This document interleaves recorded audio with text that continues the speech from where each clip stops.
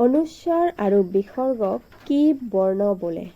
ক নম্বৰ হৰবৰ্ণ, খ নম্বৰ অযুগ্ম বৰ্ণ, গ নম্বৰ প্লুতস্বৰ, খ নম্বৰ ব্যঞ্জন বৰ্ণ। আনসাৰ হ'ব খ নম্বৰ অযুগ্ম বৰ্ণ। অনুস্বৰ আৰু বিসৰ্গক অযুগ্ম বৰ্ণ বোলে। সুকীয়া উচ্চাৰণ নথকা বৰ্ণ বুলিলে কাক বুজায়? ক নম্বৰ ঝ, খ নম্বৰ অনুস্বৰ, গ নম্বৰ ঔ, ঘ নম্বৰ খ। আনসাৰ হ'ব অনুস্বৰ।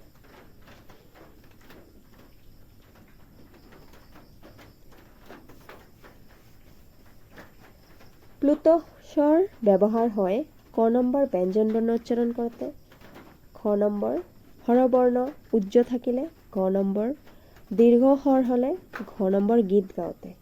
প্লুতস্বৰ ব্যৱহাৰ হয় গীত গাওঁতে। ঘ নম্বৰটো আনসাৰ।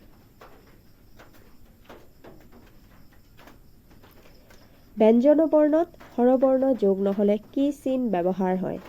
ক নম্বৰ হচন্ত, খ নম্বৰ বিসৰ্গ, গ অনুস্বৰ, ঘ প্ৰশ্নবোধক।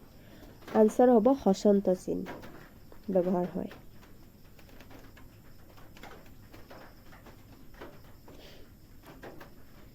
পৰ পৰা মলৈকে কি বৰ্গ বোলে?